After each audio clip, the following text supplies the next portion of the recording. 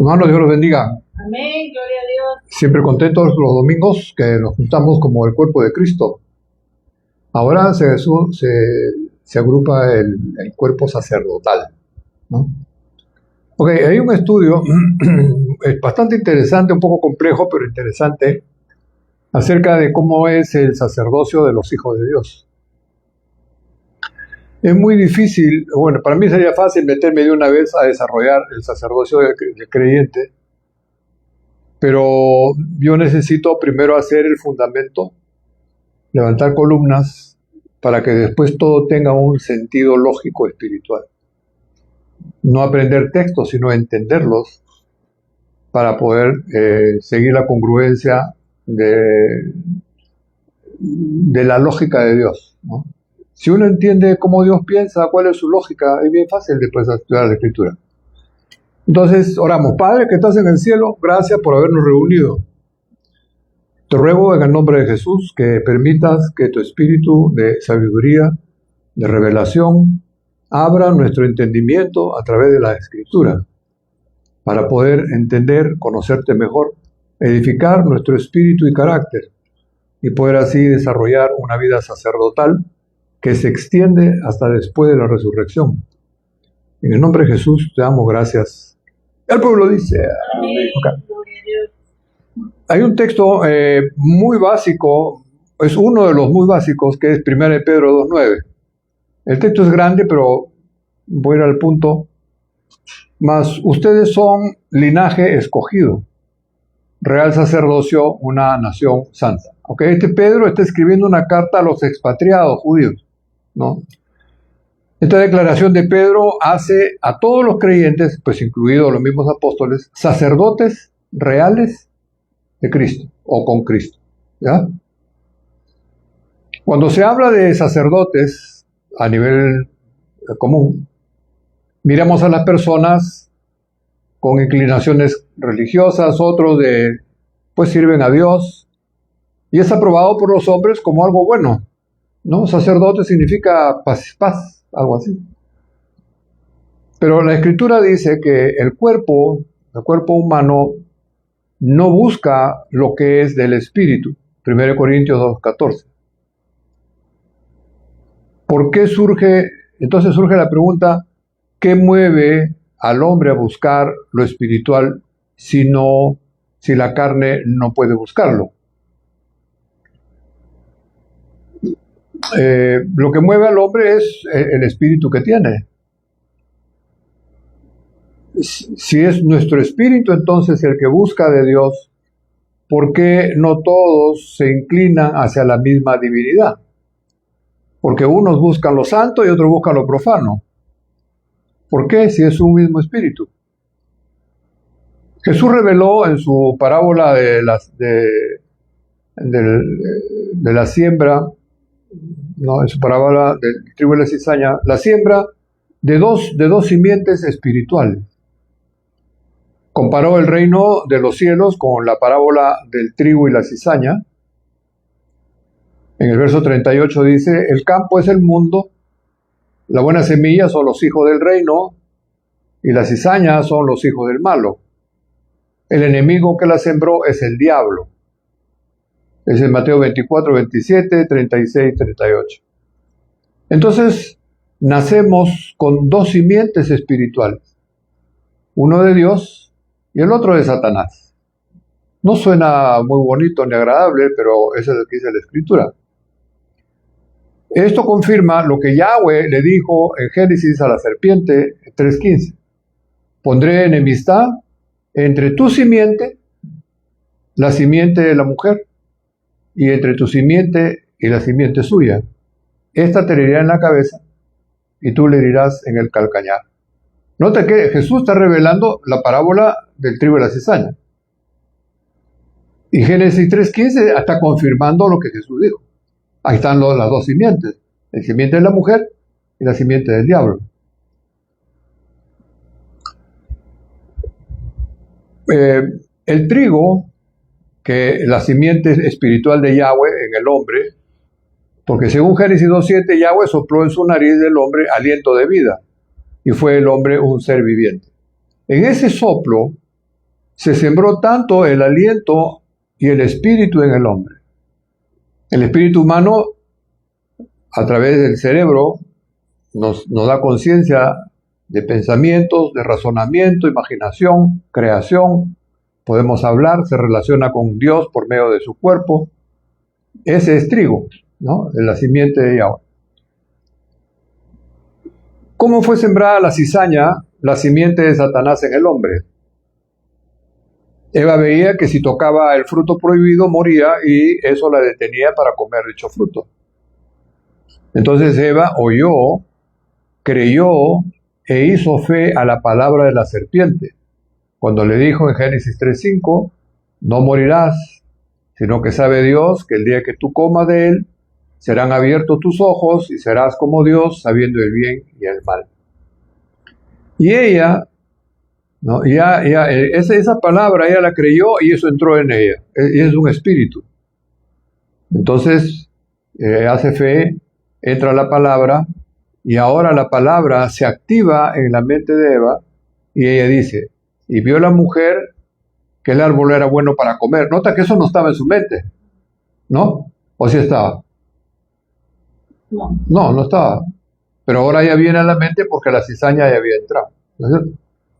Y que era agradable a los ojos y el árbol codiciable para alcanzar sabiduría.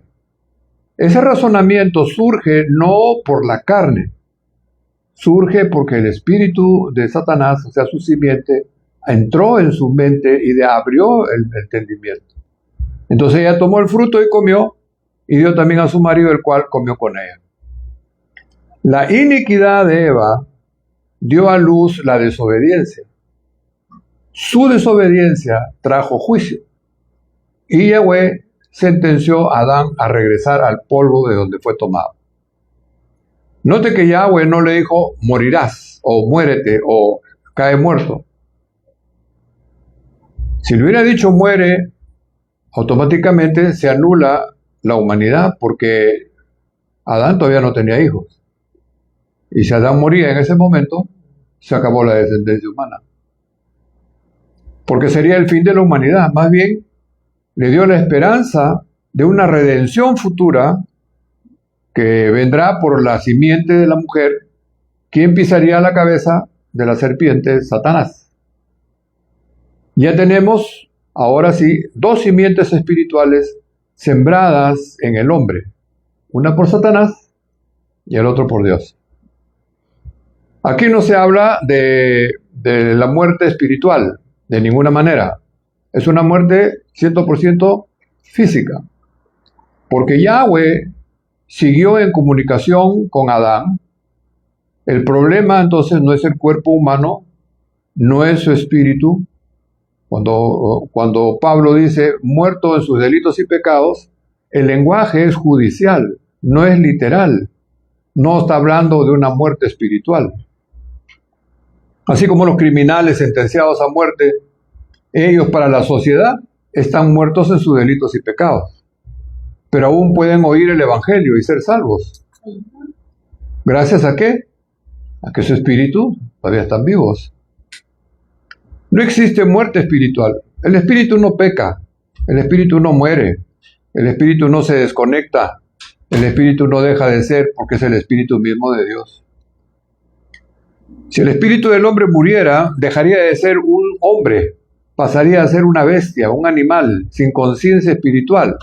No tendría conciencia de nada, irracional, sería incapaz de oír el evangelio. Ya no sería tampoco un pecador, no sería la imagen de Dios. Pero el hombre sí oye, sí sabe que peca, sí cree, sí se arrepiente, sí responde a Dios. ¿Por qué? Porque su espíritu está vivo. ¿Amén? ¿O no amén?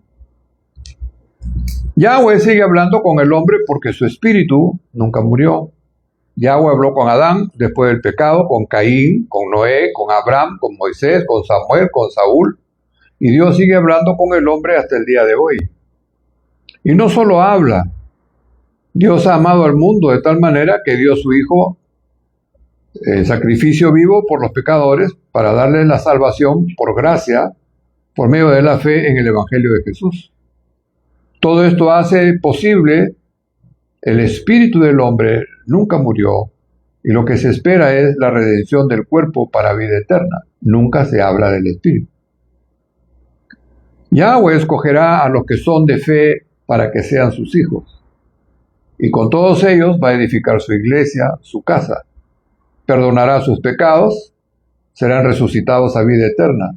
Porque la salvación no depende del hombre, sino del propósito eterno de Yahweh. El hombre no puede redimirse a sí mismo ni liberarse de la cizaña o del pecado. No puede justificar su pecado y está bajo juicio. El hombre necesita un intermediario, un mediador, un sacerdote, un salvador.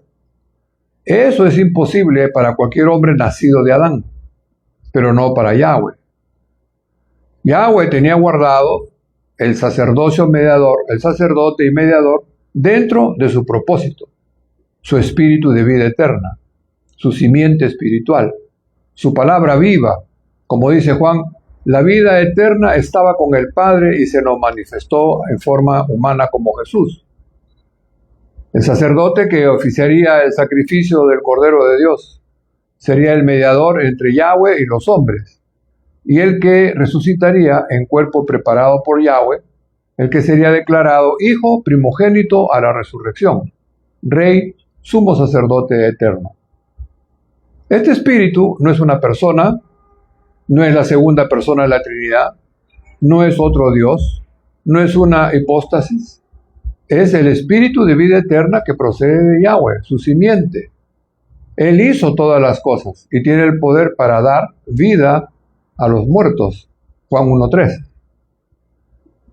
Sobre este espíritu habla Miqueas 5:2, diciendo: las salidas son desde sus salidas, hablando del espíritu de vida eterna, sus salidas son desde el principio, desde los días de la eternidad. Y su última salida fue en Belén, donde nació Señor de Israel. Aquí no estamos hablando del Espíritu Santo, ni de Yahweh que se hizo carne, como muchos ya están predicando, ni del ángel, ni de un ángel creado. Miqueas está hablando del Espíritu de vida eterna, la simiente espiritual, la palabra de vida eterna que procede de Yahweh, quien ocupó el cuerpo de Jesús como suyo, un cuerpo preparado por Yahweh en el vientre de la mujer, para que con ese cuerpo pueda cumplir la voluntad de Yahweh. 4000 años después de Adán, el apóstol Juan, por primera vez en toda la historia bíblica, revela la existencia del Espíritu de vida eterna que estaba con el Padre y se manifestó. Jamás se habló de la existencia de un Espíritu de vida eterna. Claramente dice, se manifestó humanamente como Jesús hombre. El Espíritu de vida eterna no se hizo carne, no se encarnó. El Espíritu de vida eterna no puede hacerse carne, pero sí puede ocupar un cuerpo humano. Cuando Juan dice, y el Verbo fue encarnado, en Juan 1:14, no significa que el Espíritu de vida eterna se convirtió en carne. Significa que Yahweh le preparó un cuerpo humano nacido de mujer para habitar en él y hacer la voluntad de Yahweh, y para eso tenía que encarnarse, o sea, tomar un cuerpo, pero no convertirse en un cuerpo. Esto es exactamente lo que revela Hebreos 10:5-7. Entrando en el mundo, ¿quién? El Espíritu de vida eterna. Sacrificio y ofrenda no quisiste, me preparaste cuerpo. He aquí que vengo, oh Dios, para hacer tu voluntad. Aquí está entrando Jesús. Jesús no había existido, todavía no había nacido. Este es el Espíritu de vida eterna. Entonces, la pregunta sería, ¿quién hace la voluntad de Yahweh? ¿Jesús o el Espíritu de vida eterna? Pues Jesús no puede ser porque todavía no ha nacido. Claramente la voluntad de Yahweh le fue encomendada al Espíritu de vida eterna, y para ello Yahweh le preparó un cuerpo humano y se manifestó a Judá como Jesús el Mesías. Celebró el nuevo pacto, dio su carne y su sangre para perdón de pecados, y sacó, ¿no?, para perdón de pecados, y se manifestó a Judá, y sacó el cuerpo muerto a resurrección de vida eterna. Todo esto confirma que Jesús es la manifestación humana del Espíritu de vida eterna, no la encarnación de Yahweh. Digo esto porque he estado oyendo a muchos pastores o predicadores que fue Dios Yahweh el que se hizo humano y fue Dios el que murió en la cruz. Bueno, ese será pues el Dios de ellos, ¿no? El bíblico no es así. Pregunta: ¿quién haría el pacto y el sacerdocio para sacrificar al Cordero de Dios?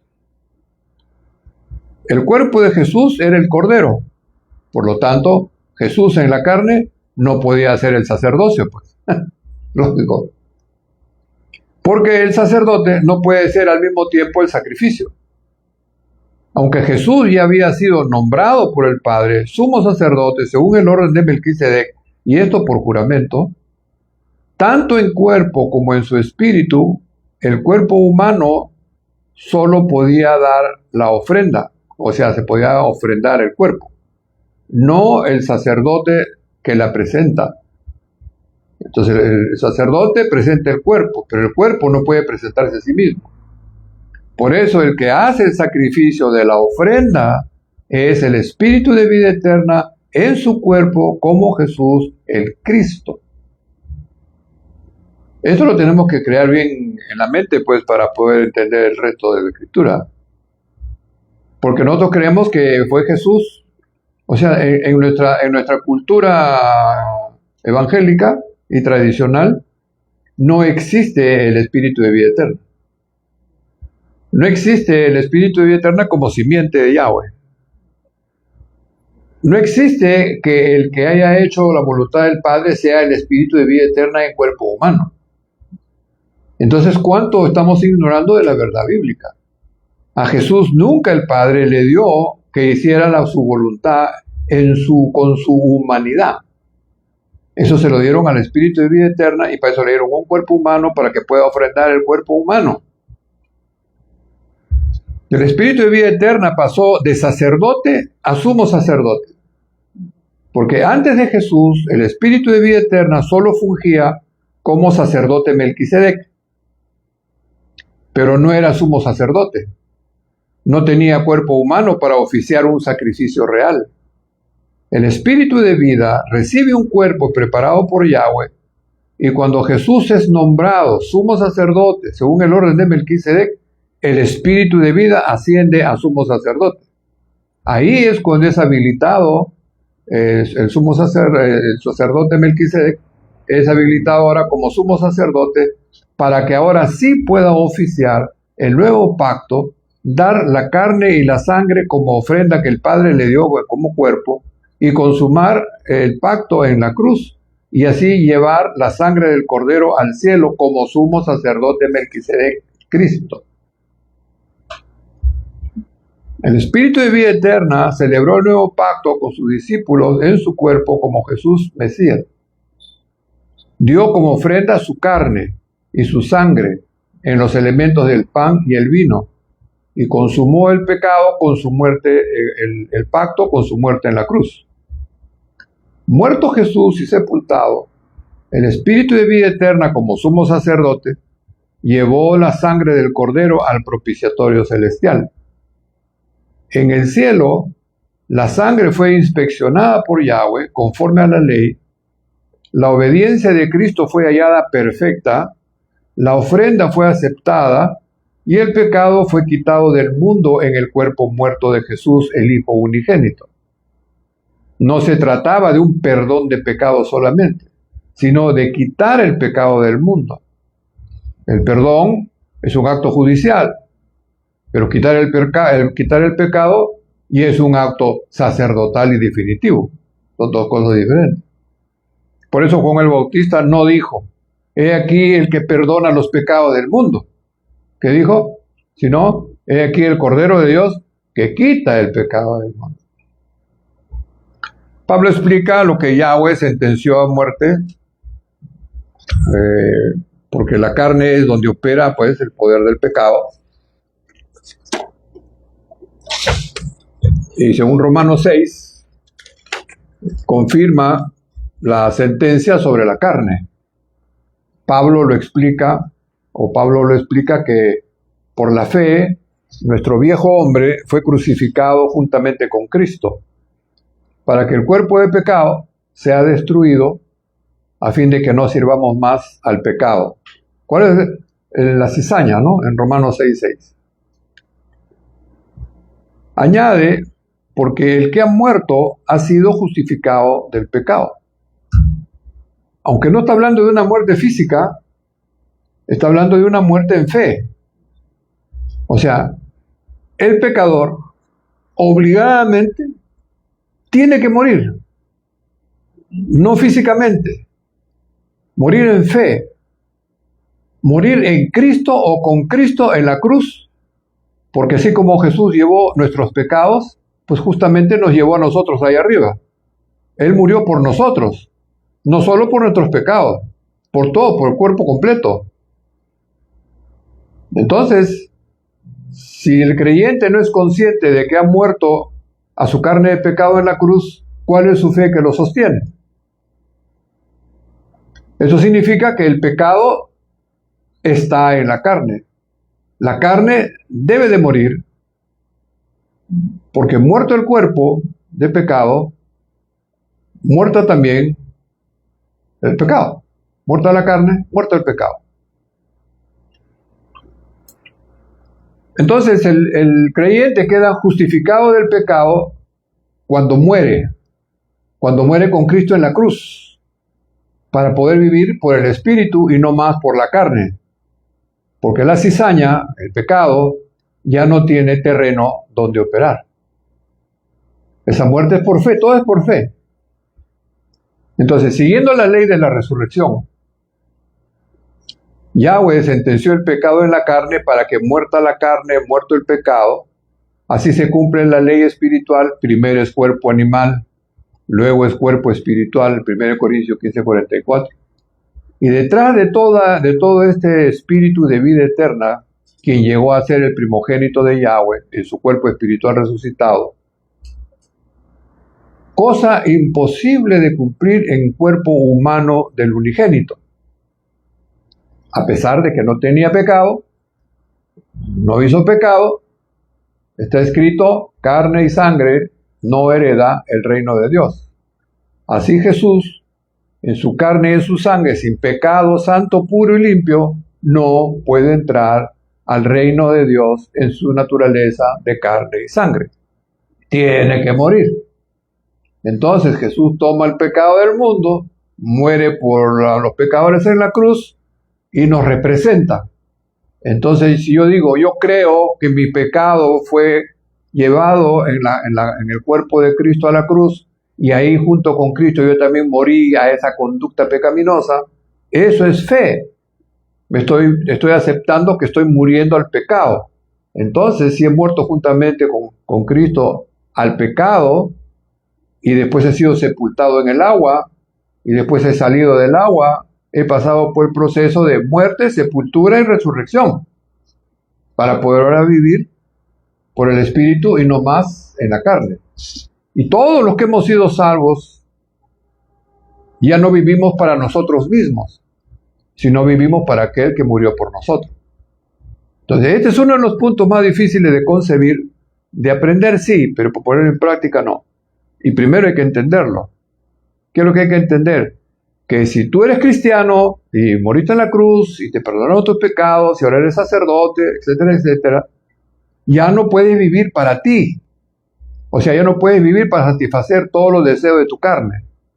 Ahora tienes que vivir para el Espíritu, o por el Espíritu, o en el Espíritu, para que castigues a la carne sus pasiones, sus delitos y sus deseos, y pueda prevalecer la conducta espiritual. ¿Sí?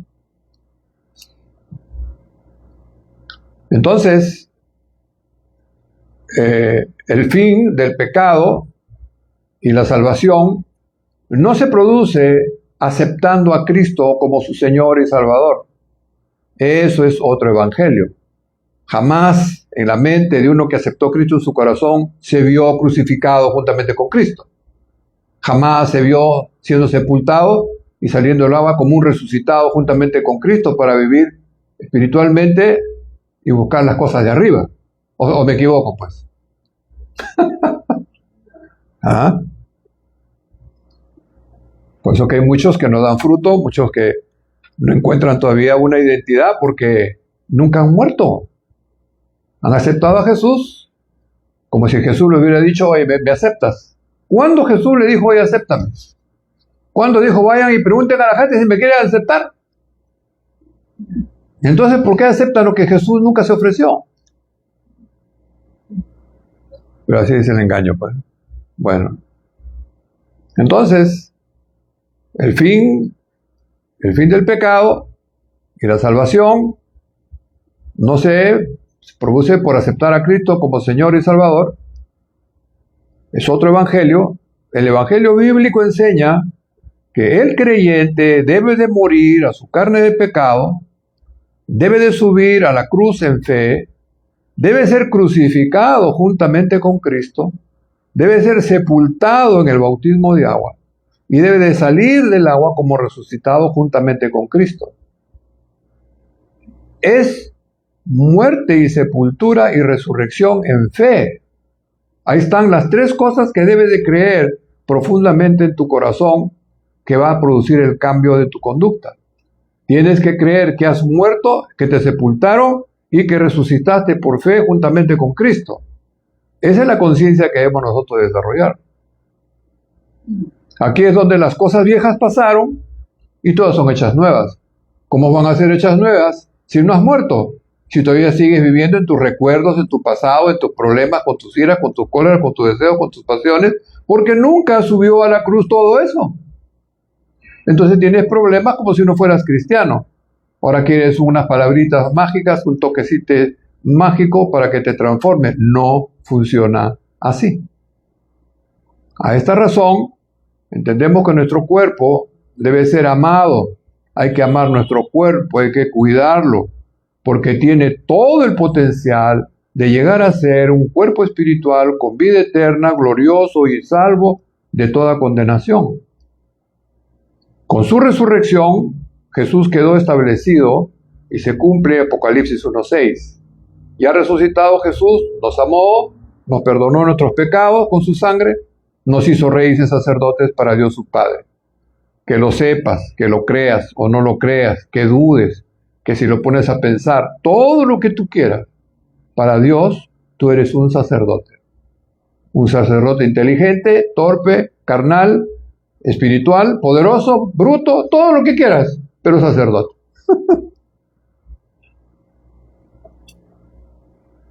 Eso es lo que falta que se enseñe, pues no se enseña.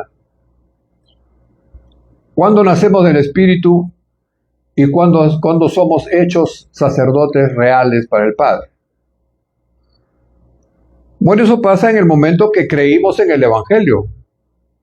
En ese momento que crees en el Evangelio, que es el acto de fe de tu conversión, Yahweh unió el espíritu del creyente con el espíritu de vida eterna de Jesús en un solo espíritu de vida eterna. Tú no puedes tener tu espíritu y también, ¿cómo harías para vivir con tu espíritu y con el espíritu del Señor? Pues aquí tiene que haber un solo espíritu de vida. Entonces el espíritu de vida eterna, Yahweh unió el espíritu del hombre con el espíritu de vida eterna para que haya un solo espíritu de vida eterna. En ese momento que Dios une los dos espíritus en uno, el creyente nace del espíritu como hijo de Yahweh espiritualmente. En ese momento sus pecados son perdonados. En ese momento es hecho sacerdote real de Yahweh, el Padre. Todo eso por engendro. No viene por correo un título del cielo. Usted ha sido aceptado como sacerdote real. Aquí le mandamos su tarjeta. Eso no existe. El creyente es sacerdote espiritual en potencia, porque nuestro espíritu es uno con el espíritu de vida eterna. Y es Él quien opera por medio nuestro. Entonces, quiere decir que la potencia de nuestro sacerdocio, que radica en el espíritu, es todopoderoso, pues. Pero es uno el que lo limita. No es que yo no he orado, no es que yo todavía no sé, no es que yo pues no he aprendido, no, y no que, no, todo negativo.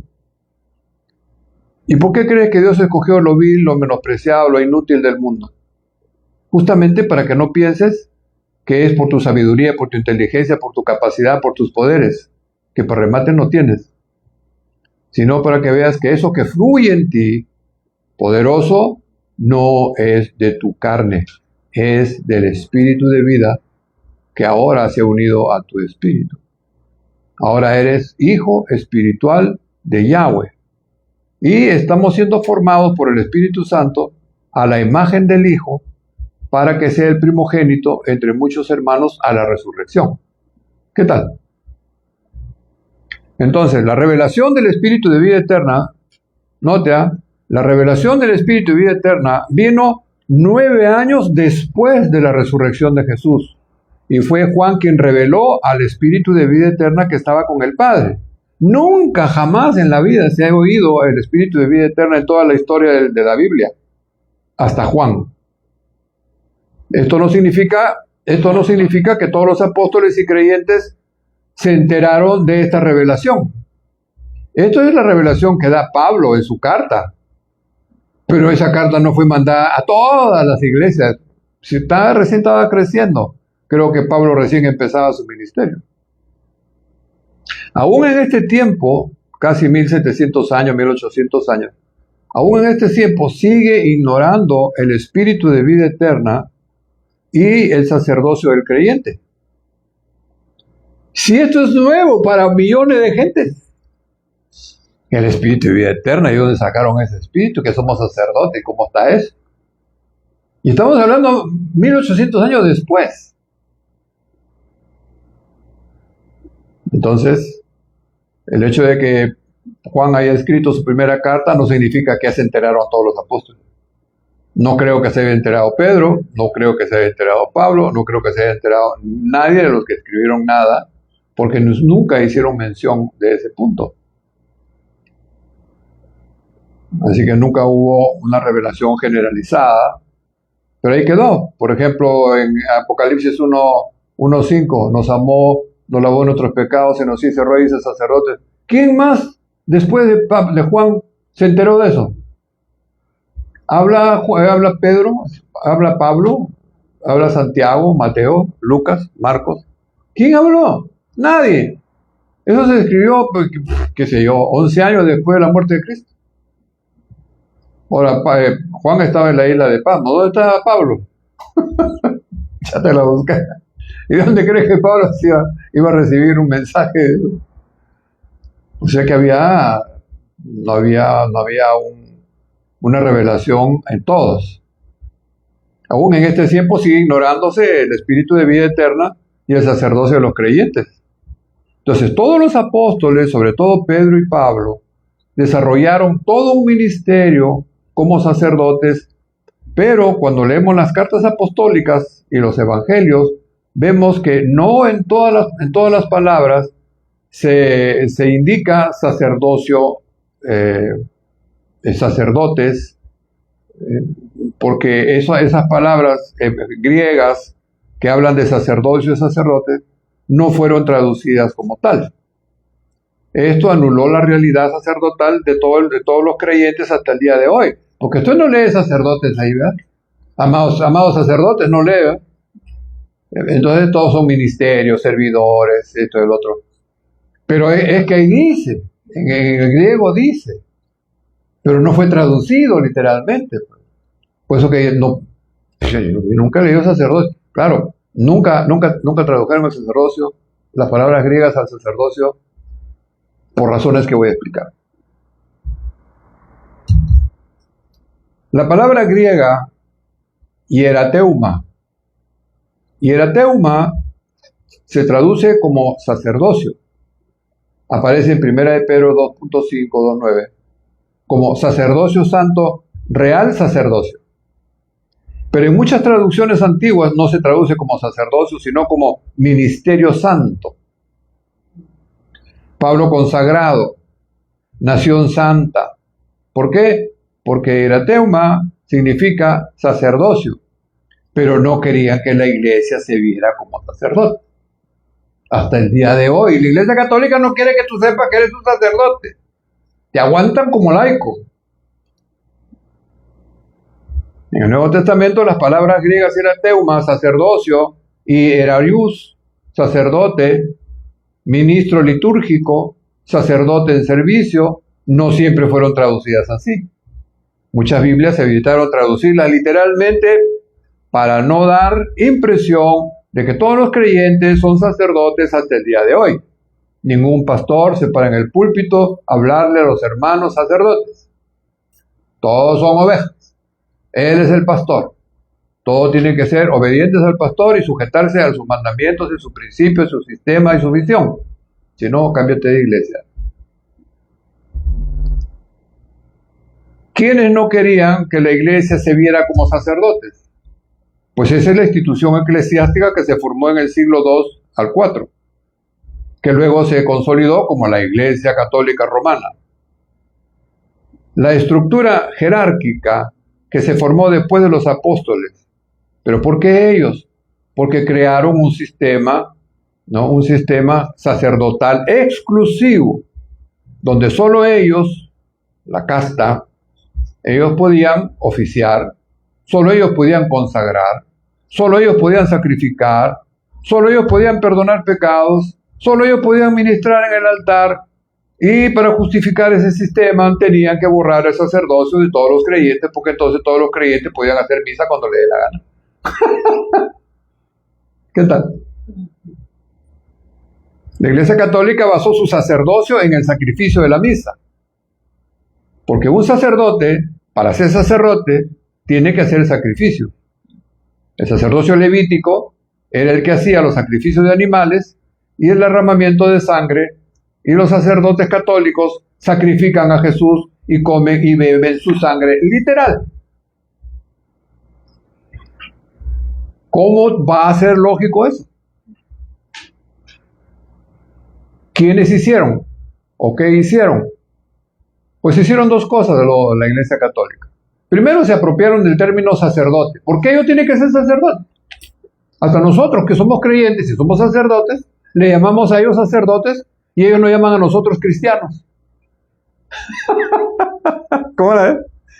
Y ellos no son sacerdotes porque no han nacido del Espíritu y nosotros sí. Mira esa ironía. ¿Cómo puede ser?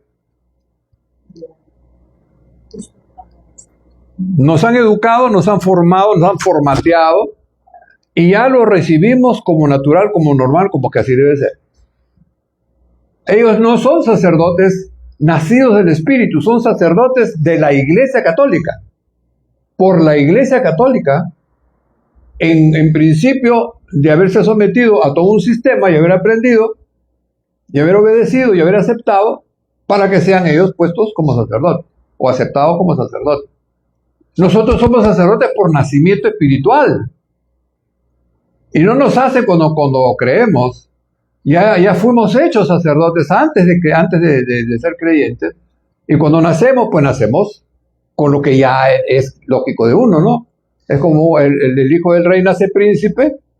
No le dicen, mira, ahora tú eres hijo del rey, ok, de aquí en adelante vas a ser príncipe. Ha nacido el príncipe. ¿No se alegran ustedes? Ok, pues. Entonces, se apropiaron del término sacerdocio, tomaron para sí la palabra Ereus, que en el Nuevo Testamento se usa para sacerdotes judíos, sacerdotes paganos, Jesús como sumo sacerdote y los creyentes en Apocalipsis. Pero ellos dijeron, nosotros somos los sacerdotes de la iglesia. Y eliminaron la idea de que todos los creyentes son sacerdotes espirituales y los bajaron a laicos. ¿Ustedes han leído alguna vez en la Biblia la palabra laico?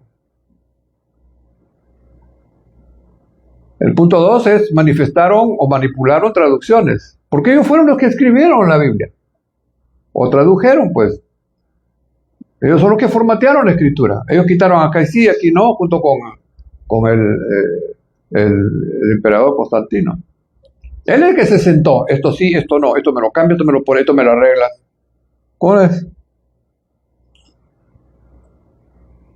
Entonces, Las palabras griegas que significaban sacerdocio por otras palabras más suaves. Ejemplo 1, la hiereutema significa sacerdocio. Pedro usa 1 de Pedro 2, 5, 9. Pero muchas traducciones antiguas lo cambiaron por ministerio, ministro santo. Pueblo consagrado, nación santa, quitando la palabra sacerdocio. Hiereus significa sacerdote. Juan lo usa en Apocalipsis 16, 1, 6, 5, 10. Pero algunas traducciones los avisaron como ministros, servidores, quitando la palabra sacerdote. Liturgos significa ministro litúrgico, sacerdote en servicio. Y Pablo lo usa en Romanos 15, 16. Pero lo tradujeron como ministro, servidor, quitando el sentido litúrgico sacerdotal. Porque si yo veo que hay un texto que dice que Pablo ejercía una función sacerdotal, ya estuvo, ya con eso sellado y se acabó el cuento, todos somos. Pero tuvieron que quitar y modificar y cambiar para que no se abra ese sentido en el lector o lo sepa, pues, el creyente. Para sostener,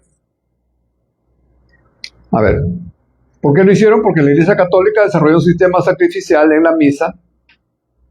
Ellos enseñaron que el sacerdote ofrece a Cristo, el sacerdote sacrifica a Cristo, el pan y el vino se convierten en la carne y la sangre de Cristo, el sacerdote tiene un poder sacramental, el sacerdote es mediador entre Dios y los hombres y hace posible que con una oración el pan y el vino se conviertan en la sangre y en el cuerpo de Jesucristo, literal, o sea, te estás comiendo y te estás bebiendo al Señor Jesucristo.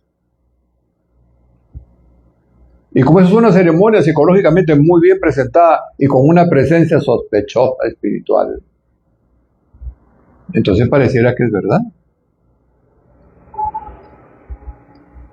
Entonces, para sostener ese sistema necesitaban que solo ellos fueran sacerdotes, que los creyentes no fueran sacerdotes, que en el Nuevo Testamento no mostrara sacerdocio universal. Por eso borraron o suavizaron las palabras griegas cuando tradujeron al español o hicieron la escritura. ¿Ah?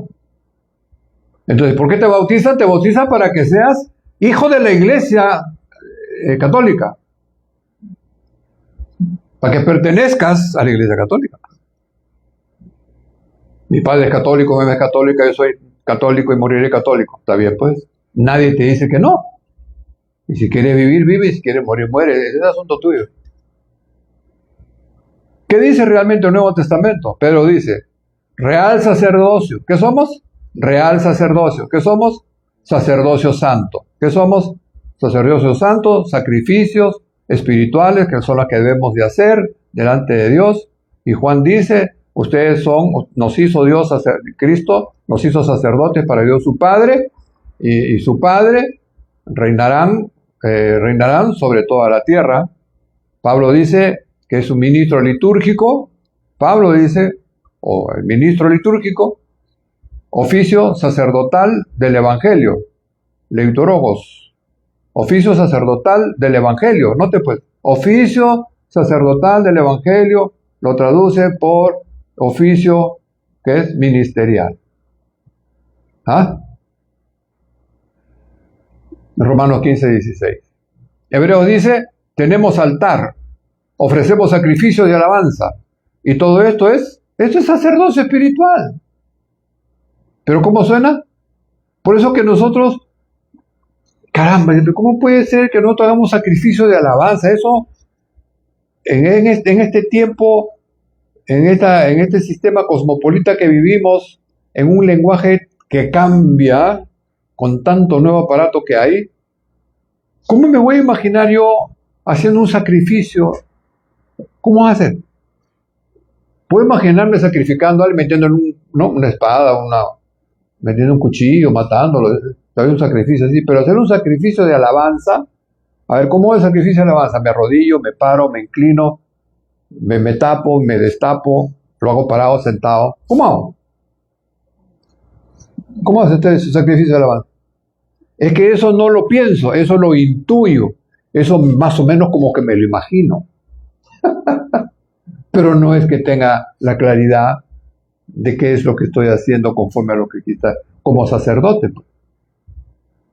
Nosotros no podemos ser edificados en un lenguaje moderno. Tenemos que regresar al tiempo del primer siglo para poder entender el lenguaje, las costumbres, las fórmulas y poder entender cómo ellos lo entendían para yo aplicarlo a mi nueva vida espiritual. Y mi nueva vida espiritual no es mundana, no es carnal, no es de universidad. El lenguaje es diferente.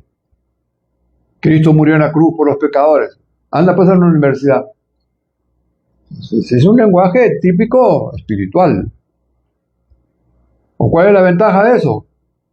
Es que la gente no va a entender. ¿Y tú cómo sabes que no va a entender? ¿Tú sí entiendes? Sí. ¿Y por qué entiendes? Porque el Espíritu me lo reveló. ¿Y por qué no le puede revelar a ellos? Solo a ti nomás. Tú eres un privilegiado. Cuando tú hablas por el Espíritu se encarga de abrir la mente. Hay gente que lee una Biblia 500 veces, ha leído un versículo y de pronto, ¿cómo puede ser? Hace 20 años que lo vengo leyendo y primera vez que me doy cuenta. ¿Eso qué es? Apertura de entendimiento. Entonces, ¿por qué? Porque es la palabra normal para el sacerdote, hacer sacrificios de alabanza. Pablo dice, presentaos pues vuestro cuerpo en sacrificio vivo. ¿Cómo es eso? Pablo está hablando sacerdotalmente, está hablando con términos sacerdotales. ¿Ah? ¿O no? No quería que todos los creyentes fueran llamados sacerdotes, la Iglesia Católica, solo ellos, haciéndose a los creyentes pues laicos, claro. ¿Por qué? Porque necesitaban, ellos necesitaban que la gente se confesara con los sacerdotes. ¿Por qué? Aparte del dinero, ellos conocían la vida podrida de toda la gente. Ellos podían fácilmente manipular todo lo que ellos sabían porque le conocían todas las cositas que se confesaban. Hay otra palabra que se llama leitorugos, se llama el ministro litúrgico o sacerdote en servicio. ¿Quién eran los apóstoles? Pues eran sacerdotes en servicio. Pero suena más bonito ministerio, ¿no? Esta palabra aparece en Romanos 15:16 y en Hebreos 8:2 y en Hebreos 8:6. Significa ministro litúrgico, oficiante, servidor sacerdotal, el que realiza servicio sagrado. Pero las traducciones lo cambiaron por ministro, servidor, oficiante y quitaron el sentido sacerdotal. Lo que sería interesante sería tomarse el trabajito de copiar los textos estos y ponerlos traducidos, ¿no? En un papel aparte, pues. Conclusión. Los verdaderos sacerdotes de Yahweh son todos aquellos que creyeron en el Evangelio de Cristo y por su fe nacieron del Espíritu de vida eterna. En fe están muertos a su carnalidad, por la fe son limpios de su pecado y fueron hechos por Jesús sacerdotes para el Padre. Y por el Espíritu pueden ofrecer sacrificios de alabanza y adoración al Padre. Eso se llama adorar al Padre en espíritu y en verdad. Como sacerdotes deben ser discipulados para ministrar la palabra, orar, interceder, predicar el Evangelio, echar fuera demonios para que los dones del Espíritu Santo operen con libertad. Y los sacerdotes para nada son autónomos. Todos están bajo el ministerio del Espíritu Santo. Él es el que nos guía a toda verdad. Así que habrá momentos en que el Espíritu te va a guiar a una administración y te dará la palabra porque tú eres su sacerdote, sin importar si eres un ignorante bíblico o si eres muy capacitado. Sin su guía, el sacerdote humano es terrenal, carnal, hasta puede llegar a ser diabólico. Entonces, el sacerdote es una identidad espiritual eterna, a diferencia de los ministerios que son temporales, títulos para servidores, para servicio. Nuestro sacerdocio sigue después de muerto, sigue después de resucitado, sigue mientras Cristo viva, es eterno, y eso es lo que yo soy en Cristo, un hijo y sacerdote real del Padre, con vida eterna. Amén. ¿Qué tal? Pregunta. Ya sé que no, pero siempre pregunto, ¿no? El que pregunta soy yo.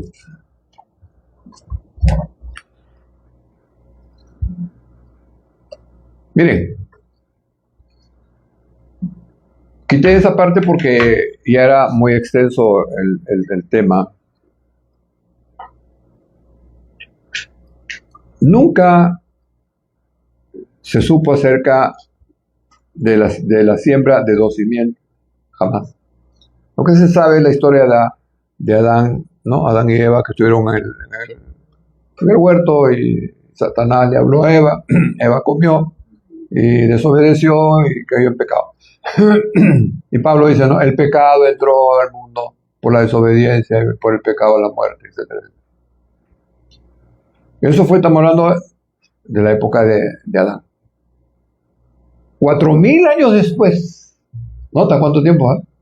4.000 años después, Jesús viene con una revelación escondida de la creación, o sea, del momento de Eva. 4.000 años después, Jesús dice, mira, le voy a hacer una comparación con el reino de los cielos. Y ahí es donde habla acerca de la parábola del trigo y la cizaña. Entonces él explica que en el ser humano se sembraron dos simientes espirituales. En Génesis 2:7, y formó el hombre a Dios y sopló en él aliento de vida y fue el hombre un ser viviente. Ese era un cuerpo, un espíritu, nada más. Estaba Adán en el huerto sin ningún problema, en perfecta comunión con Dios, mismo lenguaje, se podían ver a cada rato, se entendían, no le explicaba, solo daba la orden, daba la palabra, perfecto. Pasa a Eva, le cree a la serpiente, y el espíritu de la simiente de la serpiente entra a Adán y a Eva por medio de la palabra. ¿Cómo así? Por ejemplo, ¿cómo entra el espíritu de vida eterna a su vida? Cuando usted oye ¿qué? La palabra, el evangelio, y cree, y por su fe, entra el espíritu, ¿no? Ahora, ¿qué pasó en el huerto? ¿Quién hablaba ahora? Ahora habla la serpiente. Eva, ¿qué hace? Oye, cree, hace fe y acciona. Entonces ahí fue donde entra la simiente de la serpiente. Ese es texto, no es palabreo mío. ¿Cómo yo sé que eso es verdad? Porque leyendo el mismo Génesis, ahí nomás revela Yahweh a la serpiente de que él iba a poner enemistad entre la serpiente que él metió, o sea, su simiente o el espíritu que él metió en el cuerpo del hombre, contra el espíritu que él puso en el hombre. Él nunca hemos visto así, ¿verdad? Pero eso es lo que le está diciendo. Pondré enemistad entre tu simiente y la simiente de la mujer. Yo pondré enemistad entre ellos dos. Ahora, ¿dónde están esas dos simientes? ¿Afuera del cuerpo o adentro del cuerpo? Están adentro del cuerpo. Entonces, después del pecado, cuando vino la sentencia de muerte, que realmente no le dijo Dios, muere, no, regresa al polvo de donde saliste, donde fuiste tomado. Si le hubiera dicho, yo te dije que morirás, ¡pau! Bajó un rayo y lo mandó al otro lado a Adán. ¿Qué hubiera pasado? ¿Ya no hubiera más humanidad? ¿Cuándo se multiplican si ya desaparecieron al semental? Entonces, ¿cuál es el punto? De que 4.000 años después, Jesús explica que nosotros hemos heredado dos espíritus opuestos.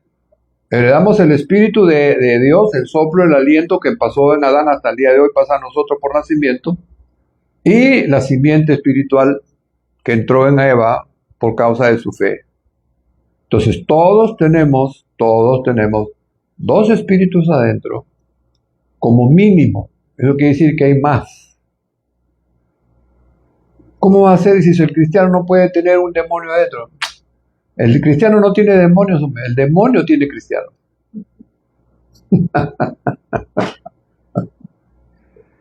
Dime, ¿cómo puede ser que yo tenga el espíritu de vida eterna y al mismo tiempo tenga el espíritu de muerte en mi cuerpo? ¿O no? Sí. ¿Cómo puede ser? ¿Cómo puede ser que tenga el espíritu de vida eterna y al mismo tiempo tenga el espíritu de muerte y también tenga el Espíritu Santo adentro y tenga mi espíritu? Ahora, ¿y cuántos otros no se manifiestan a través de uno?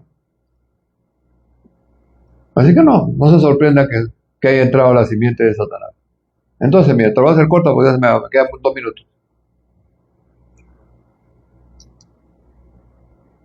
Pablo nunca supo, presumo, nunca supo acerca de la parábola del trigo y la cizaña. Juan anuncia a Jesús, este es el Cordero de Dios que quita el pecado del mundo, porque Juan todavía Jesús no había empezado su ministerio. Y Jesús reveló la parábola del trigo y la cizaña ya adelantado el ministerio. Por lo tanto, no puede decir, este es el Cordero de Dios que quita el pecado, aunque debería ser, este es el Cordero de Dios que quita la cizaña del mundo. Entonces, para Pablo no existe la cizaña. Para Pablo existe el pecado, pero no la cizaña. Entonces, cuando en vez de decir, y la cizaña entró en el mundo y por la cizaña se desató el pecado, dijo, el pecado entró en el mundo, por no decir la cizaña. Entonces, ¿qué fue lo que Jesús quitó en su cuerpo de carne? ¿El pecado o la cizaña? Claro, porque el pecado no se puede quitar. Porque el pecado no es algo que tú tienes, es algo que tú haces. Eso que tú haces se perdona, no se quita. El pecado se perdona, la cizaña se quita. Por más que tú le digas a quien quieras y con amor y con todo, no lo hagas, que por aquí, que por allá, te va a decir, perdóname, no lo volveré a hacer. Saliendo, lo hace. Entonces, ¿le quitó el pecado? No. ¿Le perdonó el pecado? Sí. ¿Va a volver a pecar? Sí. Y tú sí, ¿sabes lo que dijo Job en la escritura? Pone, estos son los pecados comunes de los hombres. O sea, ya sé que son así. ¿Ves? O sea, son cosas pero nosotros, en vez de concentrarnos y estar seguros de que la cizaña ya se fue de nosotros, nos concentramos en que nosotros, nuestro cuerpo, es el bicho malo. Dios nunca despreció el cuerpo humano. Lo amó hasta sacrificar hasta su propio hijo. ¿O no? Amén. Ahora, si es tan malo, ¿por qué nos manda amar al prójimo y amarnos a nosotros mismos? ¿Por qué le llama templo del Espíritu? Porque le llama el cuerpo de Cristo. Porque somos santos para Dios en cuerpo. Porque el Espíritu habita en nuestro cuerpo como si fuera un templo. Porque el problema no es el cuerpo.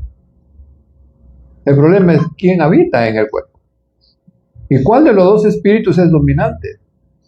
Por eso es que ahora encontramos sacerdotes de Satanás y sacerdotes de Cristo. Porque el espíritu que tengo yo se inclina más al sacerdocio y a la adoración del espíritu de Cristo. Pero hay otros que odian a Cristo, escupen a Cristo, porque ellos adoran a Satanás. ¿Qué espíritu? El espíritu de Satanás adora a Satanás y el espíritu de Dios pues adora a Dios. Pero eso están los dos, pero uno es el que va teniendo la tendencia a cuál de los dos te vas desarrollando, a cuál de los dos te vas inclinando. O sea, qué tipo de vida vas llevando que cada vez te alejas más de Dios y le exaltas más a la conducta de Satanás. Caín y Abel. Caín practicaba la injusticia y llegó a ser del maligno. Abel practicaba la justicia y hacía actos agradables a Dios y llegó a ser hijo del reino. ¿Verdad? Entonces, quiere decir que eso que se llama bien y mal se llama simiente, cizaña y trigo. ¿Por qué? Porque uno es contrario al otro. El bien y el mal no existe como algo, como un objeto existente, sino existe a razón de la ley. Si la ley dice no matarás, si tú matas, has violado la ley, has pecado. Pero es una obra, pues, de la cizaña. Ok, no los aburro más. Padre que estás en el cielo, te damos gracias. Te ruego que abras mucho más nuestro entendimiento, que podamos ver lo que somos ahora y seguiremos siendo hasta la eternidad. Que podamos realmente que ponga en nosotros el querer y el hacer por tu buena voluntad. Esto que estás revelando no es solamente para que se sepa, es para que recuperemos nuestra identidad sacerdotal. Que esta palabra, Señor, sea, como siempre, de mucha bendición para los oyentes y que descubran que su identidad no es ministerial, no es un lugar, sino por nacimiento, sacerdotes de Dios. En el nombre de Jesús te damos gracias. Amén. Amén. Es interesante porque si nosotros nos criamos como trigo,